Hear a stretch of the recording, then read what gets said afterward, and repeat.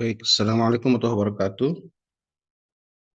Bapak, Ibu, Kepala Sekolah atau Madrasah yang berbahagia, di sesi ini kita akan bincang-bincang dan diskusi mengenai bagaimanakah kita sebagai kepala sekolah atau madrasah melakukan supervisi pembelajaran. Dan kita paham bahwa itu menjadi salah satu kompetensi dari sekian kompetensi kepala sekolah atau madrasah. Sudah ada kompetensi kepribadian, kompetensi sosial, ada kompetensi manajerial, kompetensi supervisi, juga kewirausahaan. Jadi kali ini kita akan membahas sedikit bincang-bincang teknis kepala madrasah ataupun sekolah di dalam melakukan supervisi pembelajaran.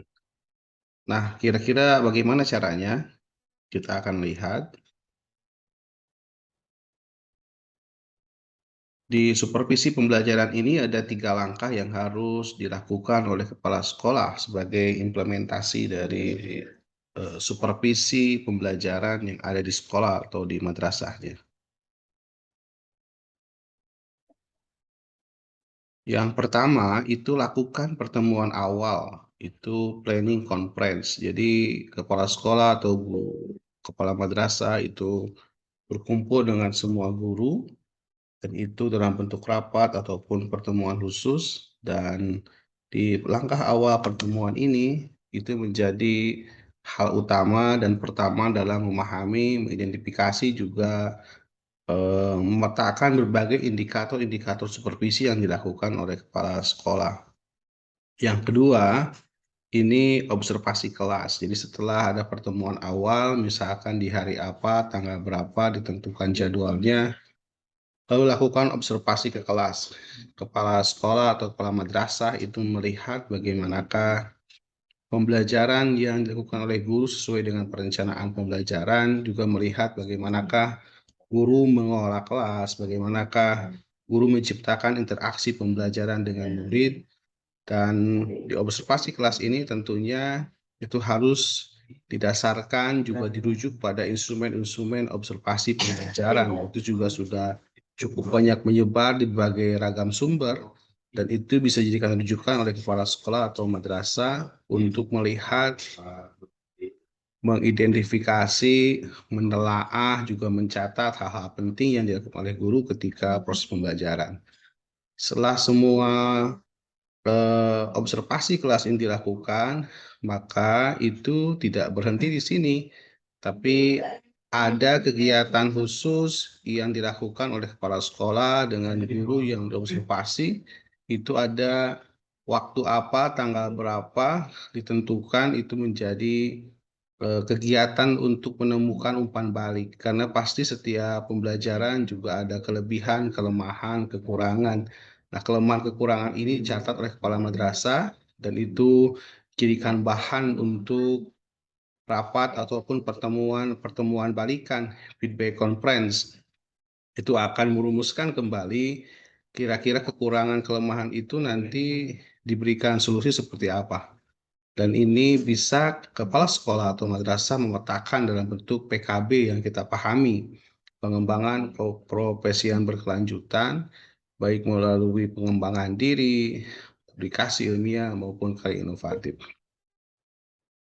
Baik, kira-kira kalau kepala sekolah atau madrasah ini melakukan pertemuan awal, misalkan di hari apa, di tanggal berapa, di situ ada daftar hadirnya, di situ ada undangan untuk pertemuannya, di situ juga harus hadir semua guru, dan ada berita acara, juga notulensi untuk kesepakatan bersama. Kira-kira apa saja yang dilakukan di pertemuan awal ini? Yang pertama, itu harus ada identifikasi konteks pembelajaran. Itu yang fokus pada guru untuk melakukan pembelajaran, dan itu dibentuk dalam instrumen yang bisa diamati tingkah lakunya. Berarti kepala sekolah atau kepala madrasah, dia harus mampu untuk memetakan, mampu untuk menerjemahkan, juga mampu menuliskan berbagai indikator-indikator yang ada untuk observasi pembelajaran. Misalkan saja, bagaimanakah sih berbagai perencanaan pembelajaran yang akan dinilai. Di situ ada silabus, ada RPP, mungkin ada SK mengajar, mungkin ada cuplikan KIKD, mungkin juga ada KKM, Mungkin juga di situ ada berbagai desain pembelajaran yang disiapkan oleh guru dan itu disepakati. Dokumen-dokumen apa yang nanti dipantau oleh kepala sekolah atau madrasah dan dijadikan menjadi bahan bahwa guru itu sudah mampu untuk merencanakan pembelajaran. Yang kedua, yang kita lakukan di pertemuan awal ini harus tetapkan dulu tujuan dan prosedur perbaikan. Jadi ketika tadi merancang beragam indikator, juga komponen-komponen yang dilakukan pada supervisi pembelajaran, itu tujuannya untuk apa? Lalu prosedur perbaikan ketika ada kekurangan itu seperti apa? Sehingga paradigma yang kita gunakan di dalam observasi ini adalah untuk mengembangkan kembali kompetensi pembelajaran yang ada pada guru, terutama pada kompetensi pedagogi, kompetensi profesional guru. Dan itu sangat kentara sekali terhadap kemampuan guru dalam merancang model, strategi, metode pembelajaran, juga aplikasinya di kelas. Juga di situ bagaimanakah proses guru menilai pembelajaran. Yang ketiga, Bapak Ibu yang saya banggakan, kepala sekolah atau madrasah itu harus memilih instrumen. Instrumen mana yang digunakan? Karena pasti banyak ragamnya instrumen itu, tapi intinya pasti sama. Yang pertama, bagaimanakah kegiatan awal pembelajaran, bagaimanakah kegiatan inti pembelajaran, bagaimanakah kegiatan penutup pembelajaran. Dan di situ setiap komponen-komponen ini pasti punya indikator-indikator. Kita bisa menemukan misalkan saja ada yang indikatornya itu sangat beragam sekali, lalu untuk kriteria penilaiannya ada yang ya tidak, ada yang lengkap tidak lengkap, ada yang catatan terbuka, atau mungkin memiliki rating scoring tertentu, misalkan saja 1, 2, 3, 4, dan itu instrumennya biasanya kalau ada gradasi ataupun data ordinal seperti itu, 1, 2, 3, 4, itu harus ada rubrik penilaian. 1 itu maknanya apa, 2 apa, 3 apa, 4 apa. Dan ilustrasinya biasanya di kolom kanan juga ada catatan temuan-temuan kepala madrasah, kepala sekolah ketika melakukan observasi pembelajaran di kelas itu seperti apa. Yang keempat, pasti tentunya kepala sekolah atau madrasah sangat berwenang sekali ini untuk menyusun jadwal observasi mengajar.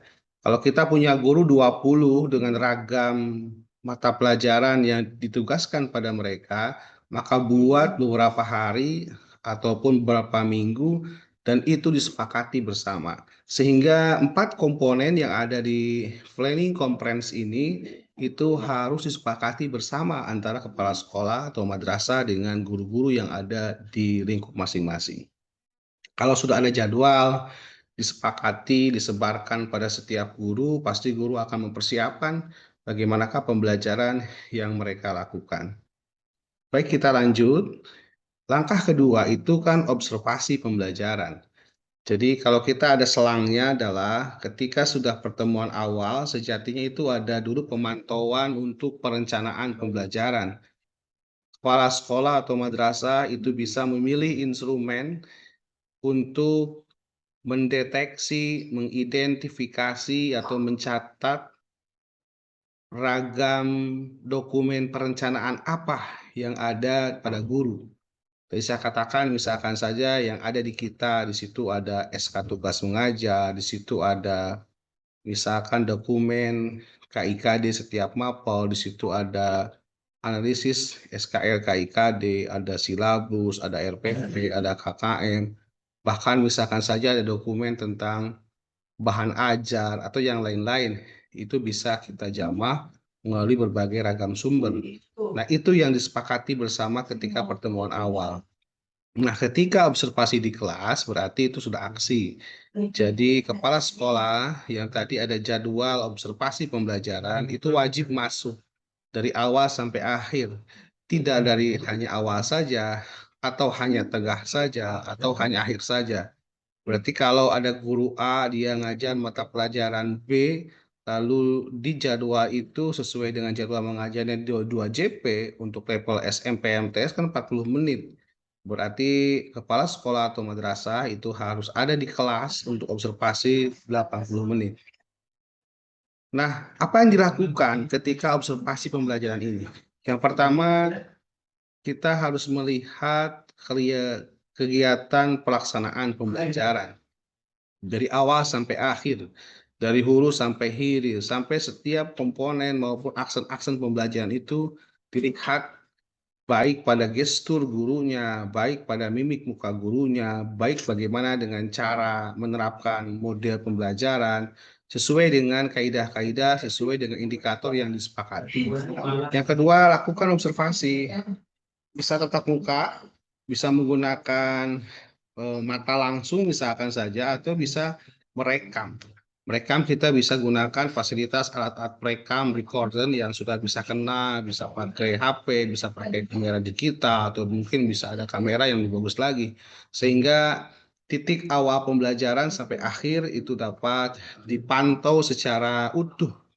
Tidak hanya awal, tidak hanya tengah, di inti juga tidak hanya di akhir. Baik, amati hasil itu. Jadi setelah nanti observasi pembelajaran, misalkan saja di hari tertentu ada 3 guru yang diobservasi oleh kepala madrasah. Nah, ketika observasi di kelas itu kan kepala madrasah, kepala sekolah mencatat temuan-temuan berdasarkan indikator yang disepakati. Tapi lebih baik lagi kalau misalkan saja setelah di hari itu, setelah observasi, itu mengamati kembali hasilnya, baik di video maupun catatan-catatan yang ada sesuai dengan jadwal guru yang diobservasi. Lalu cermati hasilnya. Kira-kira apa sih kelemahan yang ada di guru tersebut?